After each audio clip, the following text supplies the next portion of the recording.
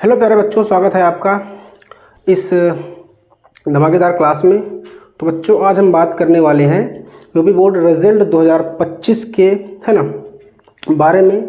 हमारा रिज़ल्ट आए हुए लगभग 13 से 14 दिन हो चुका है और काफ़ी सारे बच्चे है ना कमेंट कर रहे थे कि उनकी जो कॉपियां हैं सही से चेक नहीं हुई हैं।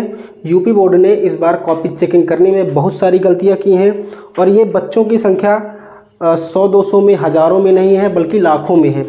तो इस पे बात होनी चाहिए।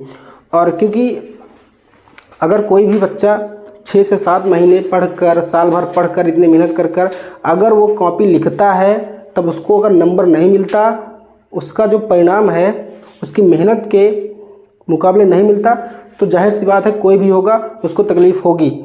तो मेरा यूपी बोर्ड के सचिव जी है ना, जो भगवती सिंह जी हैं, उनसे यही प्रश्न है कि अगर मतलब क्या मिला आपको इतना 12 दिन में, है ना, 12 से 13 दिन में आपने कॉपियाँ चेक कर दी बच्चों को, क्या हासिल करना चाहते थे आप थोड़ा टाइम लेते है ना, आप 12 दिन की जगह 20 दिन लेते, 25 दिन लेते, कॉपियाँ आप सही से चेक करते, जिससे क्या होता, बच्चों को जो इतनी प्रॉब्लम हो रही है, दिक्कत हो रही है।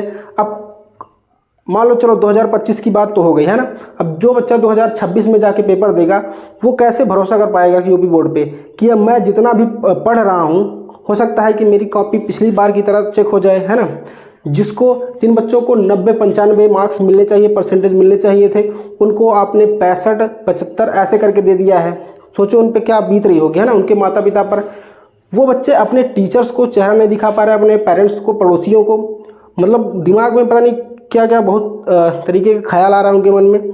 तो आपसे मेरी यही गुजारिश है कि जितने भी बच्चे हैं, जितने भी पेरेंट्स हैं, आप क्या कीजिए, ट्विटर पे जाइए, है ना, वहाँ पे यूपीएमएसपी की का जो ट्विटर हैंडल है, या फिर भगवती सिंह का जो ट्विटर हैंडल है, वहाँ पे आप अपनी जो भी प्रॉब्लम्स हैं उनसे जाके कहिए।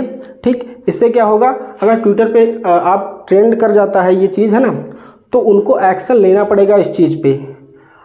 अब मेरी आप लोगों से यही गुजारिश है कि आप लोग अपनी पढ़ाई को बेहतरीन करें, है ना। ऐसा नहीं है कि इस बार हो गया तो अगली बार भी हो जाएगा। तो जो लोग 2026 में एग्ज़ाम देने वाले हैं, तो मैं उनसे यही कहता हूं कि आप विश्वास रखिए कि अगर कॉपी पहली बात तो ये है ना, कि अगर किसी को भी स्क्रूटनी करवाना है, एक तरीका तो ये है कि जिनका भी नंबर इनको लगता है कि हाँ मेरे साथ ऐसा हुआ है, तो एक आपके पास तरीका है कि आप स्क्रूटनी करवाएं, है ना। स्क्रूटनी में क्या होगा, आपसे एक कॉपी के 500 रुपये चार्ज किए जाएंगे। और जितने भी बच्चों के साथ ऐसा हुआ है, सिर्फ एक विषय में तो ऐसा हुआ नहीं है ना, जिनके साथ भी हुआ है कम से कम 2 से 3, है ना, हिंदी इंग्लिश बायो, किसी का हिंदी इंग्लिश मैथ, तो मतलब हिंदी इंग्लिश तो कॉमन है सबके में। तो आपको कम से कम 3 कॉपी अगर स्क्रूटनी करवानी है तो आपके 1500 रुपये जाते हैं।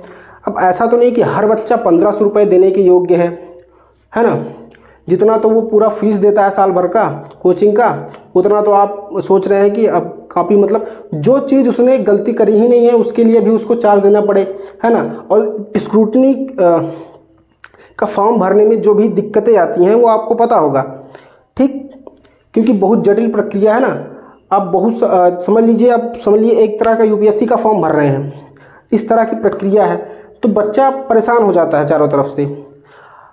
तो जो लोग भी यूपी बोर्ड का हिस्सा है ना, सचिव जी या फिर जो कुछ भी है, आप एक काम कीजिए, आप प्लीज़ बच्चों की कॉपी जो है वो उसको आप फिर से रीचेकिंग करवाइए, है ना, जिससे क्या हो, सभी बच्चों को न्याय मिल सके। ठीक है।